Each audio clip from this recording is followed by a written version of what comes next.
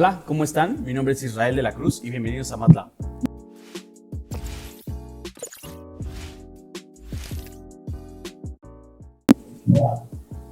Hoy tenemos un invitado especial al cual voy a presentarles. Es diseñador industrial, enfocado en el diseño de mobiliario de interiores y urbanismo, líder de los estudios de diseño con su mismo nombre, una persona con gran reconocimiento nacional e internacional y amante de la cocina. Está con nosotros y con gran gusto de presentarlo y recibirlo, Ariel Rojo. Hola Ariel, ¿cómo estás? Hola Israel, ¿qué tal? Buenos días a todos, gracias por la invitación. Sé que la agenda luego es un poco compleja, pero bueno, aquí estamos. Me disculpo de antemano por tanta vuelta, pero encantado de estar con ustedes. Hombre, pues muchísimas gracias que aceptaras estar aquí con nosotros, que platicaras un poquito con nosotros de lo que haces. Y quisiéramos empezar con una pregunta muy simple, muy básica. Para ti, ¿quién es Ariel Rojo? Pues para mí, a ver, siempre es muy difícil autoperspectivarse, ¿no? Siempre es como muy fácil intentar ver a otro y aunque no lo conozcas, caer en el error de pensar que sabes quién es, ¿no? Porque lo estás viendo de una manera externa. Y resulta que es mucho más complejo conocerte cuando puedes tener esa perspectiva y sepas muchas cosas que las demás personas no. Para mí, yo creo que soy una persona en construcción. Soy una persona como cualquier otro. Antes de decir soy un diseñador o soy alguien que tiene un oficio, soy una persona y me gusta decir eso porque creo que las cualidades de una persona deben de trascender su oficio. Entonces, es decir, buscar sin un cambio significativo y ser los héroes del mundo, porque pues eso también es un peso que de repente nos queremos colocar encima y no es necesariamente lo que tenemos que hacer, pero sí ser personas relevantes en el sentido positivo, igual que una célula de nuestro cuerpo. Hay células que hacen su trabajo, por más pequeñas que sean, pero ayudan a un gran sistema y ayudan a que todo funcione. Y hay células que no están haciendo su chamba, que no están aportando y que además reproducen esa mala información, ¿no? Y se llaman cáncer. Entonces me gusta pensar que mi trabajo y mi quehacer como individuo, más allá de como diseñador, procura ser positivo. Ese es como un poco los pensamientos que intento tener todos los días. Necesitamos tener este tipo de reflexiones y direcciones en nuestra vida, pues, para encaminarla. Y luego como diseñador, pues soy alguien que sigo aprendiendo. O sea, la verdad es que este oficio nunca dejas de aprender, nunca dejas de conocer gente y por tanto de generar más posibilidades. Hace rato mencionabas que hacemos mobiliario, interiores, pero la verdad es que hacemos un poco de todo. O sea, ¿quién es, ya a nivel de medio caricatura, quién es Ariel Rojo? Pues el mil usos, ¿no?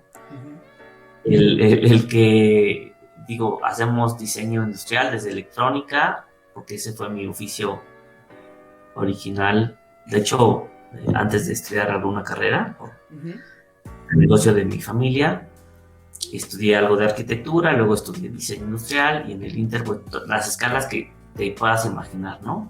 Tenemos proyectos urbanos, por ejemplo en Veracruz, el malecón de Boca del Río, en colaboración con las arquitectas del ayuntamiento, que fueron Anaí Alba y Miriam Curado, más todos los colaboradores dentro y también externos de la oficina, que quiero decir que es un gran proyecto en colaboración. No puedo decir ahorita todos los nombres porque, bueno, son datos que no acabamos, pero todo o casi todo lo que hacemos es en colaboración. Claro, salvo las piezas y cosas chiquitas, ¿no? Pero bueno, ustedes saben que una casa, desde el estructurista, obviamente el constructor, o sea, todo conforme empieza a ser más complejo, implica las manos o la mente de alguien más. Entonces, bueno, soy eso, soy simplemente un personaje que se levanta, que a veces se le olvida bañarse, a veces sí se baña, a veces desayuna, a veces no, y que intento disfrutar sobre todo lo que hago. Sin sacrificar pues el bien común, ¿no? Claro. Intento. Y por ejemplo ahorita hay muchísimos puntos que platicas que son muy interesantes como este ejercicio en el malecón, la colaboración, tus inicios y esta dualidad que creo que es importante siempre tener como la separación entre qué somos como persona y qué somos como profesionistas, y a partir de ahí podemos empezar a tener esta interacción entre ambas partes y generar como el total de lo que somos nosotros. Quisiéramos saber un poquito, hablabas de tu experiencia en la electrónica, que por lo que estuvimos viendo, empezaste desde muy chico, empezaste desde los 14, 15 años, si no mal recuerdo. Entonces, nosotros como recién egresados o como recientemente egresados, nos hemos topado con algunas experiencias difíciles en el poder validar nuestra capacidad y que la capacidad es ajena a la experiencia, ¿no? Claro, una apoya o consolida la otra, pero tú desde tus inicios como creativo, que al diseñar estas tarjetas ya trabajabas como un ser creativo, ¿cómo podías combatir, o si tuviste alguna experiencia difícil al poder trabajar con alguien más en el cual tu edad pudiera ser como algún punto relevante para esa persona? Bueno, siempre fue así. De hecho, cuando trabajaba con mi papá, yo empecé a hacer el diseño de los circuitos porque veía que mucha gente se iba porque llegaban tal cual con una pieza de circuito y querían textualmente copiarla, ¿no? Entonces, yo no tenía conciencia para nada de muchas cosas, entre ellas pues, los derechos de autor, los derechos intelectuales, todo lo que ahora sé. O bien traían el diagrama eléctrico, pero no tenían el dibujo. Entonces, y en ese momento, pues, era un poco como este boom del internet, donde un adolescente cobraba todo el dinero que quisieras para hacer una página web. Bueno, pues en ese entonces creo que había solamente 3 lugares de diseño de circuitos electrónicos, y uno de ellos lo hacía yo. De hecho, ingenieros, pues no sé, yo creo que de 30, 40 años, no utilizaban la computadora, o sea, las computadoras personales arrancaban en aquellos momentos, ¿no? Entonces muchas veces era electrónica más como de señal y otro tipo de cosas que más electrónica digital como la conocemos hoy en día. Entonces yo era más bien como este personaje afuera de los pueblos donde está utilizando la máquina de escribir, y así, bueno, pues en lugar de máquina de escribir tenía mi computadora para dibujar los circuitos impresos con un programa especial. Pero la verdad es que yo no sabía electrónica, los que sabían eran los ingenieros y ellos se sentaban conmigo a mi lado y me decían, pues este componente tiene este footprint y entonces conectas con este, y así fui aprendiendo ese oficio del diseño de la electrónica. Y al comenzar muy joven, comencé como a los 17 años a diseñar ya los circuitos. Una vez tuve un cliente, esta historia se los voy a platicar porque tiene mucho que ver. Un cliente que eran unos ingenieros en Pemex, en Campeche, en alta mar, en una plataforma petrolera. Y durante como 1 año y medio estuve trabajando con ellos. Ellos me mandaban por fax el diagrama, yo se los dibujaba, les mandaba por fax el dibujo del circuito, me lo aprobaban, se fabricaba y les mandábamos las piezas a alta mar. Bueno, a Campeche ellos los recogían y adelante, ¿no? Creo que nunca se incendió la torre petrolera. Entonces, bueno, hubo un momento en que me hablaron y me dijeron, oye Ariel, vamos a ir a la Ciudad de México y te queremos conocer. Ah, pues yo, perfecto, sí, claro, encantado, no sé qué, bla, bla. Bueno, además tengo la misma voz que mi papá, entonces siempre hacíamos el chiste que nos hablaban, ¿quién es? Jorge, es Ariel. No, entonces yo creo que pensaban que era una persona de la misma edad que mi papá, o no. No sabían que yo era el hijo. Total que un día llegan estos ingenieros, llegan a la oficina, los reciben, preguntan por mí, entonces les dicen en la entrada, sí, claro, subiendo las escaleras, a la mano derecha está la oficina de Ariel, ¿no? Ah, perfecto. Entonces ya suben estos personajes, nunca nos avisaron en la entrada, o sea, como que todo fue nos agarraron en curva, sí. Se asoman estos personajes por la puerta y me acuerdo cómo sonó así cuando tocan la puerta, ¿no? Entonces yo volteo y veo a dos personas que no conocía, que nunca había visto en mi vida, y que ya se habían metido a la oficina, y me preguntan, hola amiguito, me dicen, hola amiguito, ¿cómo estás? Y yo sí, estaba dibujando seguramente cualquier cosa ahí en mi escritorio. Y yo, bien, bien, bien. Y yo creo que lo primero que ellos dijeron es, este es un niño, entonces, ¿está tu papá? Y yo, sí. Y como mi papá tenía la oficina al lado, mi papá que era el dueño del negocio, yo, pues, claro, y no tuve la eh, pues, el tacto o la experiencia para preguntar quién era, ¿no? Ujú. Creo que aprender a trabajar, ¿no? Como, bueno, sí, buenas tardes, pero ¿usted quién es? ¿No? Así como en la recepción, pues, no preguntaron quién era, ¿no? Entonces ya voy por mi papá, oye, te buscan unas personas aquí. Ah, sí, claro, te sale mi papá. Y entonces llega mi papá con los ingenieros, y los ingenieros, pero con una sonrisa en la cara que a pocas personas les he visto. Ariel, ¿cómo estás? Finalmente, ¿cuánto tiempo? No sé qué. Mientras le decían esto y agarraban la mano a mi papá nada más se me quedaba viendo. Y yo pues tampoco pregunté esa conversación telepática de qué está pasando y los dos no teníamos ni idea.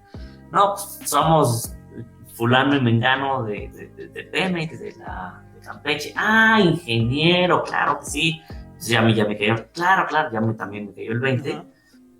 Y ya mi papá, sí, claro, ¿cómo está? No sé qué, buenas tardes. Oh, no, pero yo soy Jorge. Ah, ok, encantado, Jorge. ¿Y dónde está Ariel? Pues mi papá le dice, ahí está. Bueno, en ese momento, estos ingenieros se quedaron con una cara de, ¿what? Ya sabes. De repente, como que fue un minuto de silencio total, que nada más me veían, se veían a mi papá, me veían, y como que de repente uno reaccionó, dijo mi papá, yo ya para ese entonces ya no existía, yo estaba como invisible. Señor Rojo, ¿podemos bajar y discutir unas cosas? Sí, sí, claro, pásenle. Entonces ya se bajan, mi papá bien, dices, pues no sé, pues que son los ingenieros, pero pues ¿qué pasó? No, nada, no sé, ¿qué les dijiste? Porque mi papá ya pensando que les había dicho antes, ¿no? Sí. Algo. Total que suben y nos dicen, oigan, pues con la pena, pero pues, la verdad es que ya no vamos a poder trabajar con ustedes. Y mi papá, pues obviamente pues, tenía el colmillo, pero ya aladísimo. Bueno, la experiencia Sí, de claro. cualquier... Le dice, claro que sí, bueno, pues es su decisión, usted es el cliente, solamente díganos por qué no para mejorar ese campo, ¿no? Y entonces como que el ingeniero se quedó como, pues como que, ¿por qué no? Es muy obvio, ¿no? Mi papá, no, díganos qué es lo que está pasando. Obviamente mi papá sabía qué es lo que le estaba pasando en la mente a este señor, ¿no? Pero mi papá se hacía un poco el loco y decía, usted díganos qué pasa. Entonces, bueno, de repente uno de ellos se anima y dice, pues es que es un niño. Mi papá voltea como lo más normal del mundo, ya, sí, claro, es un niño. Y entonces, ¿cómo? O sea, pero sí sabe que esto es seguridad nacional y es una torre petrolera y no sé qué, las responsabilidades. Entonces empieza como a alocarse uno de ellos y mi papá de repente lo para en frío. Y le dice, miren, ingeniero, yo le voy a preguntar 3 cosas porque ustedes son los clientes. Y ustedes deciden. Mire, ¿cuánto tiempo trabajando tiene este Ariel con ustedes? No, pues como 1 año y medio. Ok. ¿Cuándo les ha quedado mal? No, nunca, nunca, por eso queríamos venir a conocerlo. Y lo más importante, ¿usted lo puede hacer? Porque yo no, y él sí. Entonces como que se quedaron viendo ahí. Bueno, ok, bueno, vamos a seguir trabajando. Entonces, sí, ahí en ese momento, bueno, total que ya se fueron los ingenieros después de platicar y ya como que se olvidaron las cosas y ya mucho más buena onda. Los senté y les enseñé cómo movía el programa y estaban fascinados. Finalmente conocieron un poco más. Y hablando de conocerse, ¿no? Claro. Y de repente, ya mi papá, cuando se van, me dice, no te preocupes, cuando te salga el bigote ya no vas a tener ese problema. Y efectivamente, ¿no? Entonces, eso es un poco las desventajas de cuando eres joven y estás haciendo el trabajo de un adulto. No significa que no lo puedas hacer, pero no, muchas veces no confían y muchas otras veces sí no lo puedes hacer. Es decir, tienes que tener cuidado de que no seas lo suficientemente soberbio para pensar que ya sabes todo. Y eso pasa más a esa edad. Porque también está la contraparte de que le quieres explicar algo a un joven, dice, ya sé cómo hacerlo, ya vi cómo. Y entonces ya al rato ya lo rompieron, ¿no? Entonces, Sí, será como encontrar un equilibrio. Sí, actualmente. conocer tus capacidades y entender que estamos en este proceso. Y esto que comentabas tú, que estamos continuamente en el aprendizaje y estar abiertos a recibir esta información, analizarla y poderla entender para después ya poder decir que sí sé hacer eso. Creo que, creo que a mí me fue muy bien haciendo electrónica porque yo sabía que no sabía. Entonces le preguntaba todo el tiempo a los ingenieros, oye, y esto por acá, y esto por acá. Entonces la iba librando, lo iba haciendo, pero iba librando. O sea, tenía muy claras mis dudas, tenía muy claro que no sabía nada. Y entonces creo que en ese momento es cuando avanzas de una manera exponencial. Cuando sabes más lo que no sabes de lo que crees saber. Ok. Sí, como para poder abrir más el campo y poder entender desde la humildad o desde la sencillez de abrir la mente y poder recibir toda esa información. Todo esto que estamos platicando me gusta mucho porque en todo sale como esta colaboración. Entonces, yo no sé todo, vienen los ingenieros que me ayudan a entender lo que necesitan, lo que hay que hacer y yo después poderlo desarrollar, ¿no? Algo que hablaba rápidamente con el Malecón, la colaboración con las arquitectas del ayuntamiento, Anaí, Miriam. Creo que es algo que a nosotros como equipo aquí en MATLAB nos gusta muchísimo, que es el compartir, que es el escuchar a los demás, que mientras no podamos platicarlo y compartirlo, a lo mejor esto que tengo en mente no se va a desarrollar de la mejor manera. Entonces, tú como diseñador, ¿crees que es importante abrirnos ante otros estudios, ante otros diseñadores, ante otros creativos para poder mejorar en nuestras actividades o en la profesionalidad, el profesionalismo en la profesión? Pues yo diría que estadísticamente siempre va a ser mejor. O sea, habrá el caso de aquellos que se encierran y no quieren compartir nada y son unos genios y está increíble. Pero estadísticamente yo creo que te da posibilidades. Te da, si tú tenías la capacidad de hacer 2 opciones, pues al juntarte con alguien más seguramente darán 4 o 16. O sea, es así el brinco. Entonces, sí, siempre va a ser mejor. Y yo creo que es un tema también de cultura. Cómo desprenderse de todo este ego que traemos y que esto es mío y ya me robé la idea, ya. Y bueno, me ha pasado mucho, ¿no? Que yo intento colaborar y hay veces que, incluso con personas que he colaborado, que en esa colaboración se vuelve un éxito y de repente empiezan, pues, pero fue mío, pero no sé qué, pero, ¿por qué? Y te das cuenta que luego dices, bueno, pues no tiene otro diseño más que le conozcan, ¿no? O tiene uno más.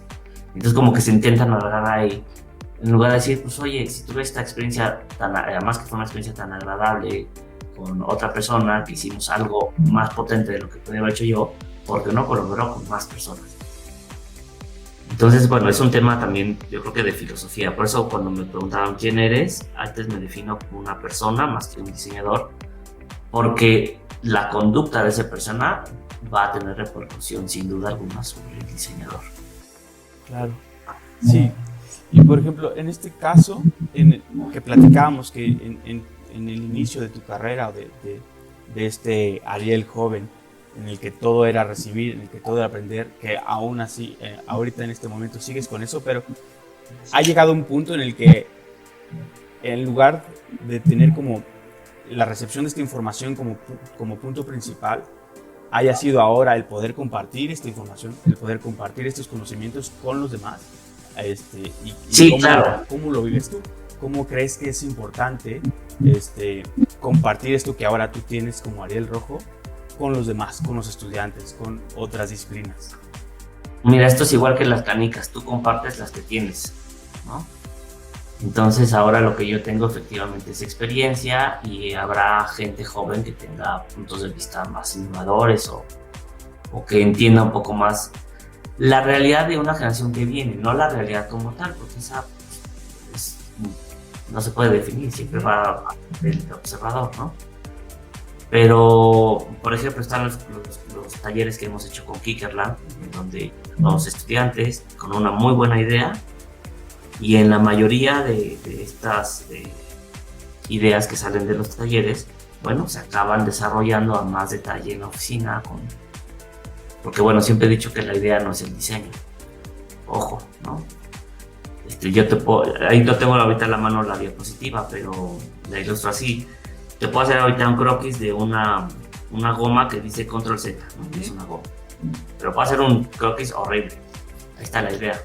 Y luego puedo hacer simplemente una forma parecida y una extrusión con Control Z, también en intersección, ahí todo feo, como si fuera una entrega muy básica.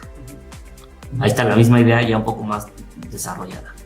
Y luego te puedo hacer la misma idea, pero ya en un modelo donde entiendo las curvas de la tecla del teclado de ese entonces, de los teclados de los 90s, con la forma, con la caída, con la misma tipografía del Control Z, bla, bla, con la textura chispa gel de la goma, y ahí está como producto.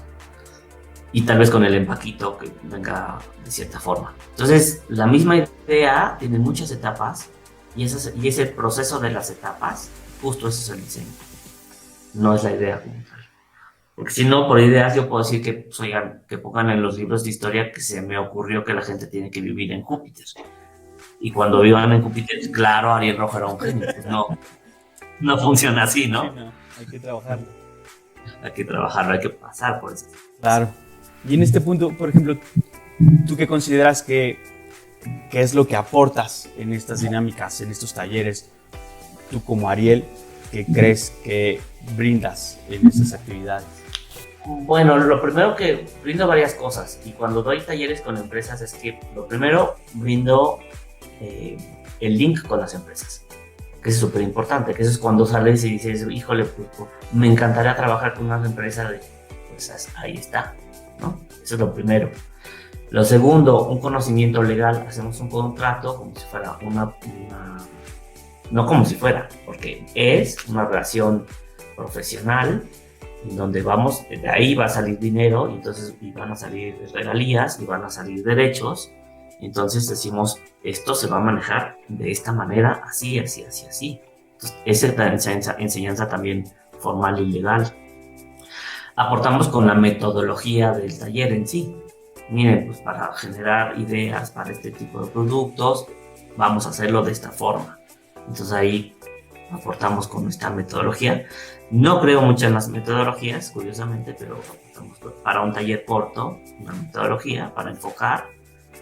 Y obviamente en el taller, ya dentro de este proceso, aportamos con pláticas, con ideas, con anécdotas, para generar como estas situaciones, las cuales pueden inspirar el nacimiento de ideas para nuevos productos. Y a partir de ahí, bueno, ya arrancan los chavos, ¿no? Y después de que arrancan y tienen allá, entonces ya otra vez retomamos el producto y lo unimos. Va. No, está muy bien. Digo, esto, por ejemplo, el conocimiento legal, todo este background que tú tienes, que a lo mejor uno como estudiante no concibe, o que a veces en la escuela hay como ciertos baches, ciertos huecos que a la hora de estar ya trabajando profesionalmente no los concibes como necesarios, pero que son fundamentales para el desarrollo de proyectos. Es algo muy, muy interesante. Y... ¿sí? No. Va, perfecto. Perdón. Y hablando un poquito como ya de este punto en el que estás ahorita, como Ariel, en algunas pláticas, algunas cosas que vi sobre lo que hacías y con quien platicaste en algunos videos y podcasts, mencionaste algo muy interesante que a mí me gustó mucho, que tu estudio lo definías como una cuestión de chef de autor, ¿no? En ese momento, no sé cómo sea ahorita, igual nos platicas cómo esté ahorita tu estudio de diseño, eran alrededor de 9 personas y hablabas de que querías mantenerlo como este estudio de diseño, que no se convirtiera como en un productor de diseño, que mantenerlo así para ti era esencial, era importante. ¿Todavía lo piensas así? ¿O cómo lo concibes ahora? No, bueno, ahorita lo consigo como yo estoy solo ahorita. Okay. Eso te lleva la pandemia también. Y bueno, con las personas que nos quedamos, principalmente están trabajando en su casa. Ahorita creo que somos como 8 o 9 también en total, contando los administrativos. Y sí, cada día me convenzo más de que eso es lo que quiero. Ojo, eso no significa que eso es lo que tenga que ser, sino que es lo que yo quiero. Porque además con el tiempo, conforme va pasando el tiempo, yo quiero más tiempo. Yo quiero más tiempo para mi persona. O sea, yo ya tuve 20 y tantos, ya tuve 30 y tantos, en donde llegaba a las 9, me salía a las 12 y trabajaba y hacía muchas cosas, etcétera. Pero pues también hay momentos donde ya quiero salirme a caminar, irme a Chapultepec al lago con mi señora y con mis perros. Ujú. Quiero ir a desayunar, quiero ir a disfrutar, porque también para eso es la vida, ¿no? Claro. Yo creo que el peor enemigo que te puedes construir es la idea de lo que crees que eres. Ese personaje que le rinde cuentas a las expectativas de los demás. No, es que un super diseñador porque no ha sacado 3 cosas nuevas. Porque quiero estar en la hamaca un rato. Y porque no sé si esas 3 cosas nuevas, que además es lo que estoy entendiendo a estas edades, no sé si las necesita el mundo. Porque ya hay mucha chatarra en el mundo. Entonces ahorita estoy también en esas, en cómo producir menos. No significa que diseñe menos. Significa que lo que voy a producir, una silla, que por eso me gusta el mobiliario urbano, en lugar de vivir 2 años, 3 años, 4 años en un departamento, pues que viva 50 o 100 años en el espacio público. Entonces esa energía, ese footprint es mucho menor que el de algo que se va a renovar tan rápido, ¿no? Un envase, bueno, pues ni se diga, ¿no? Un empaque, pues ni se diga. Y entonces sí, pues si hacemos algún día un empaque, ¿no?, otra vez, tendríamos que preguntarnos todo eso también.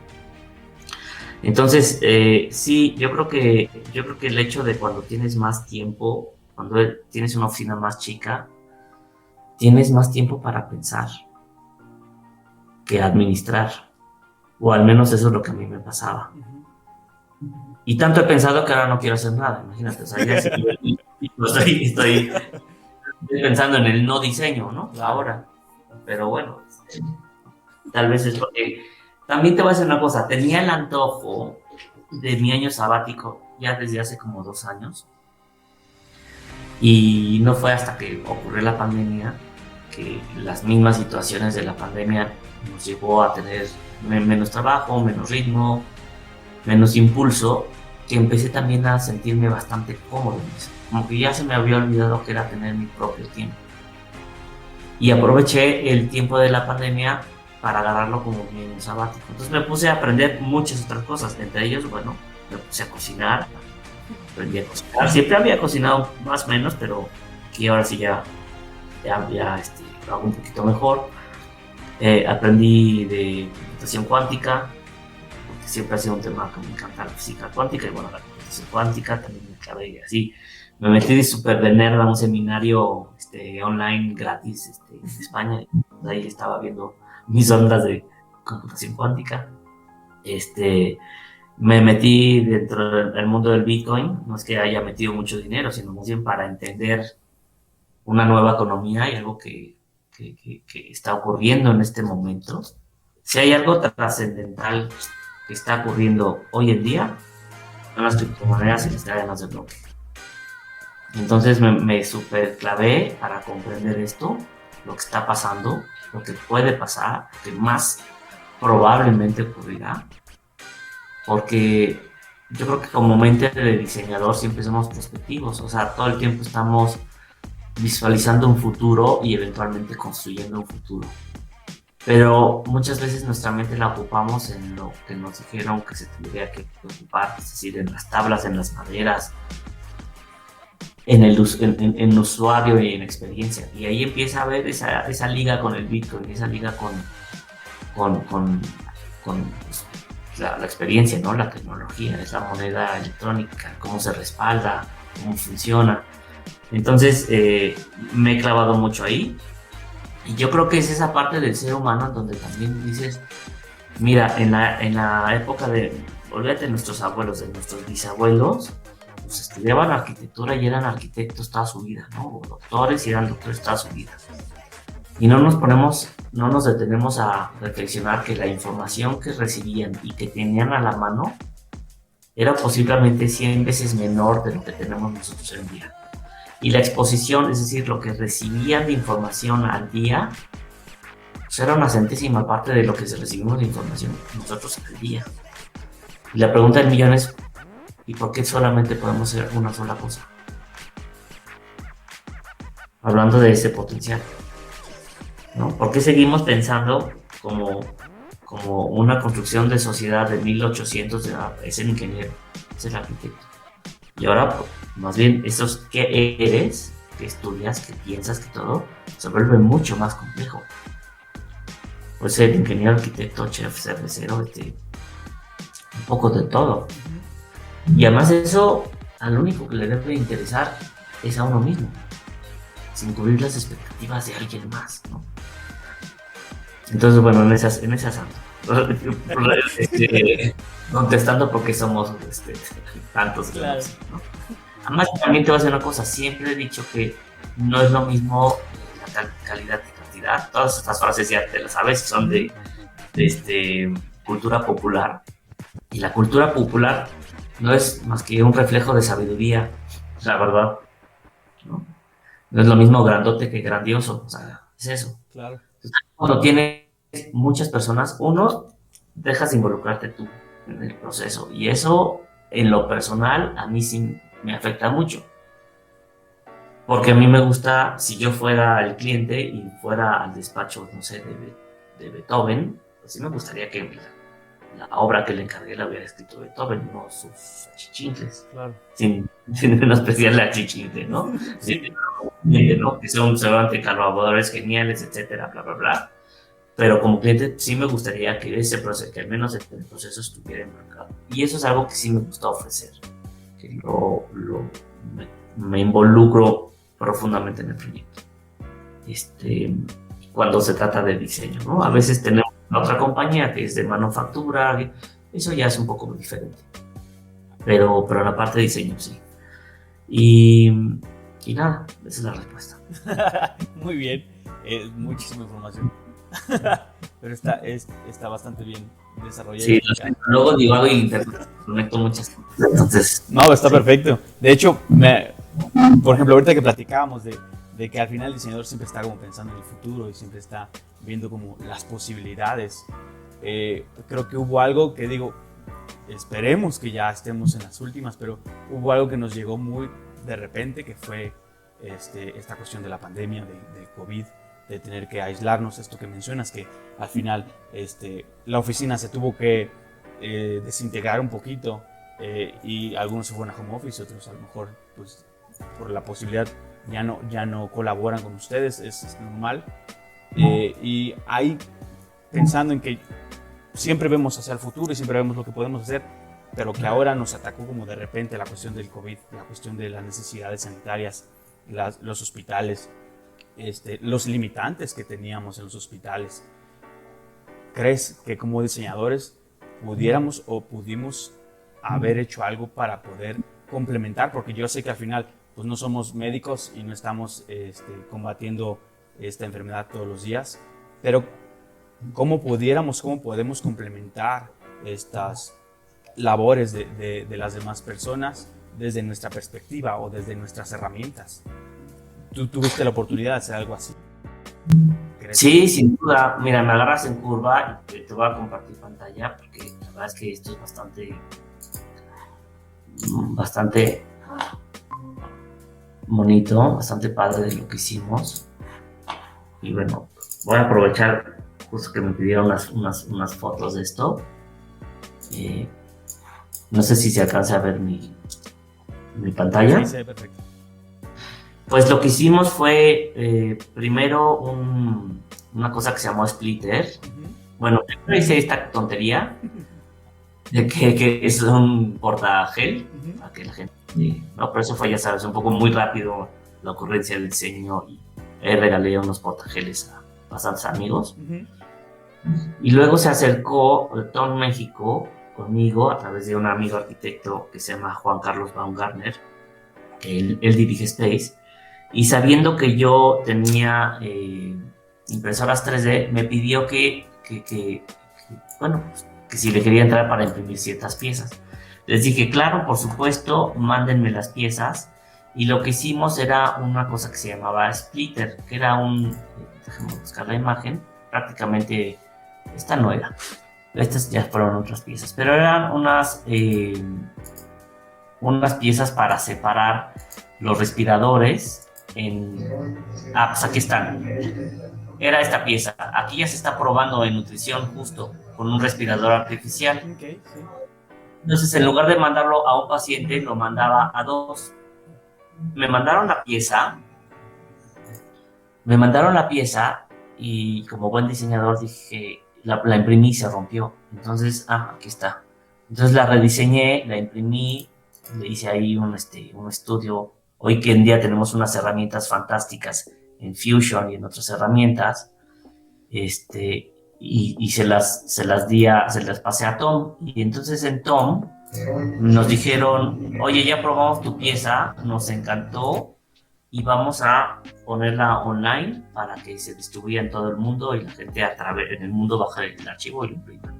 Aquí en México se imprimieron al menos como 3,000 piezas de estas. Después entró Mave, la compañía de cocinas, hicieron una pieza ya inyectada en molde y ya esa cantidad era lo que imprimían diario. Entonces estuvo muy bien, ¿no? Fue una pieza muy atinada en el sentido de que en México había en ese entonces como 1,000 respiradores artificiales. Entonces, para nuestra población, pues era nada. Sí. Y si bien no es lo óptimo es un respirador, un paciente, pero esto es un poco como la traqueotomía de la pluma Bic. Sí. A veces la tienes que hacer para librarla. Claro. Entonces, de 1,000 respiradores o la capacidad de 1,000 instalados en el país, o 1,200, no me acuerdo cuántos eran, pero es para dar un ejemplo, sí, de volumen administrativo, de repente se convirtieron en 2,400. ¿No? Entonces, hicimos eso con Tom. Y luego la directora Tom México, Claudia, me dijo, ¿qué más hacemos?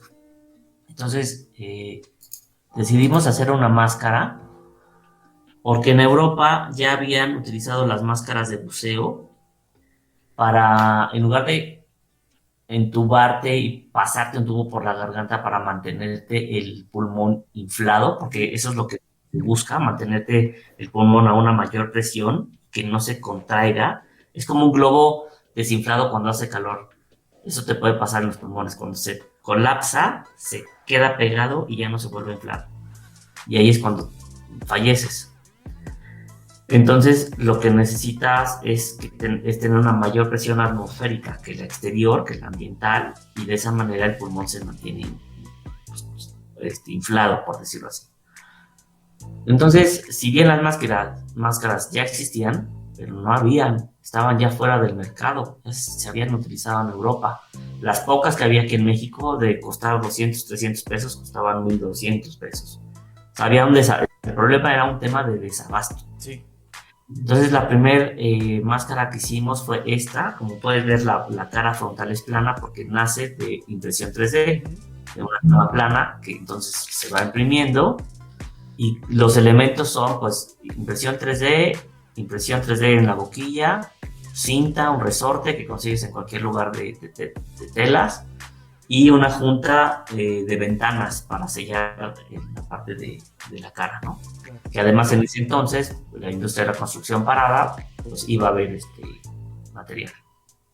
Entonces hicimos estas piezas y pues fueron un éxito. Déjenme ver si tengo una por aquí. Y estoy presionando mucho a mi señora. Se entregaron y se utilizaron en los hospitales. Tanto las máscaras como incluso hicimos unas válvulas que también permitían, esa compensación atmosférica. Y no digo que me gusta pensar, sé que salvaron vidas estas máscaras, ¿no? El único problema de estas máscaras es que eran muy entre comillas, tardadas de hacer, porque bueno, si pido una máscara en Amazon, llega en 24 horas. Esta pieza se imprimiría en 8 horas. Ok. Pero imprimir 100 implicaba 8000 horas, o diga, 800 horas, o imprimir 1000, 8000 horas, y además la disponibilidad de las máquinas y de la comunidad. Entonces, decidí después dar el siguiente paso para hacer una pieza termoformada. Que ya el termoformado pues, se tarda 1 minuto, es muy económica, es como los empaques de los pollos rostizados. Le ponemos la junta, le haces esto y ya quedó. Y entonces estas también, además de entregarse las primeras, las estuvimos entregando en la Cruz Roja, en hospitales, tanto para el personal médico como para pacientes. ¿No? Ahí parte del desarrollo, ahí están las piececitas, ahora sí, los filtros. En fin, ¿no? Fue una experiencia bien bonita, la verdad. Sí, sí se puede ver. Y yo creo que hace rato que mencionabas, bueno, pues es que tal vez somos diseñadores y no doctores y no tenemos vela en el entierro, no es cierto. Por eso me gusta separarme de mi profesión y como humano. Como humano siempre vamos a tener vela en el entierro y siempre vamos a poder apoyar en algo, porque así se construye una sociedad, de la misma forma. Nada más que aquí había que encontrar la oportunidad y el momento adecuado para hacer eso. Pero era tener sobre todo primero el interés. Yo digo que es igual que un dentista, ¿no? Cuando todo está bien, pues estamos nada más aclarando dientes y sonrisas muy bonitas y todo. Pero cuando ocurre un accidente, pues al menos hay que saber hacer una endodoncia o cambiar la dentadura o qué sé yo, ¿no? No, entonces nada más somos técnicos blanqueadores de dientes. Y como diseñadores, yo creo que está muy bien que hagamos muebles con patitas amarillas y con cosas por el estilo, pero más allá de como diseñadores, como miembros de una sociedad que tenemos un oficio, lo ideal sería poder responder ante estas situaciones de una manera más rápida. Es mi opinión y no estoy criticando a quien no hizo nada, no, tampoco tenían por qué. Simplemente creo, ¿ya me ven? Sí, perfecto. Simplemente creo que si esta acción se potencializa o se hubiera potencializado si se llega a potencializar en otro momento, nuestra realidad sería muy diferente, muy diferente. Y solamente es hacer conciencia de eso. Mira, aquí tengo la pieza, por cierto.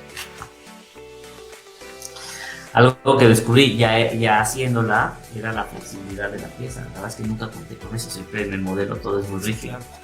Entonces se ajusta perfecto. Sí está. El vacío. Sí. Una pieza, pues, digo, pollo rostizado, ventana, resorte de calzón. Sí, que como técnicamente pues, son cosas muy simples, materiales básicos, podríamos decirlo de esa manera, pero que la repercusión de su uso ya es distinta. Finalmente eso es el diseño. Perdón, mis alarmas. Finalmente ese es el diseño. Es igual que cocinar, es igual que componer música. Es decir, es encontrar el ingrediente, encontrar el contexto. O sea, no es lo mismo echarte un pollo rostizado en la playa que un ceviche. Entonces, ¿no? Sí. Es encontrar los ingredientes, encontrar el momento, cómo cortarlos, cómo cocinarlos, cómo prepararlos. Nosotros cortamos material, muchas veces lo horneamos, muchas veces los barnizamos, tanto el pollo como el pie o como la madera. Entonces también es saber cocinar con lo que se tiene. Y en el momento que se tiene, y en el momento que se necesita. Sí, creo que no hay forma más simple de poderlo presentar. Está increíble lo que hacen, lo que has hecho. Digo, yo sé que no es el objetivo, pero también es inspirador para otros diseñadores el ver las posibilidades y que las herramientas las tenemos en nuestras manos, que nuestra capacidad puede ayudar a poder solventar otros problemas, ¿no? Entonces, ya para terminar, quisiera que me platicaras, ya después de todo este camino andado, después de todo este aprendizaje, después de, de, de este, de esta evolución continua en tu pensamiento y en tu forma de concebir el diseño, si pudieras platicarle al Ariel de los 20, de sus 20 y pocos, ¿qué le pudieras decir para que te hubiera gustado a ti que te dijeran? O sea, ¿qué te hubiera gustado decirte? Compra Bitcoin. ¿Está barato todavía? Eso es lo primero que me hubiera dicho. Y luego, porque si es en serio no existe la varita mágica, y luego tal vez hubiera insistido más en buscar lugares donde aprender. O sea, a mí me tocó un México muy diferente al de hoy, un México en donde había muy pocas oficinas de diseño. Las oficinas de diseño que existían no hacían lo que yo quería. Y bueno, pues me tocó aprender solo y de una manera muy cara, ¿no? Porque cuando trabajas en un lugar y la echas a perder, pues el dueño del lugar es el que paga los platos rotos. Y eso ya para mí es muy claro, ¿no? Los platos rotos que me han roto muchos niños, que está bien, es parte pues del proceso. Sí.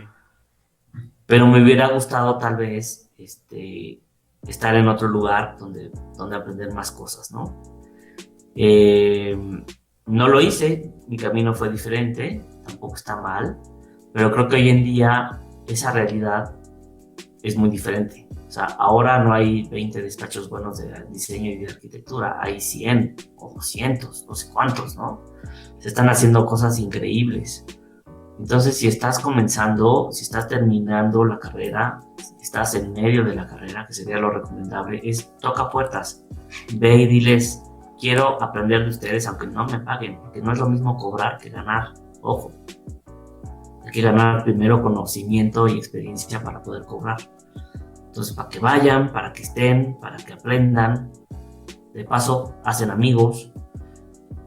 Y ya después con el tiempo, ya al mismo tiempo las mismas experiencias te van a ir diciendo por dónde. Entonces, salgan a aprender de alguien más.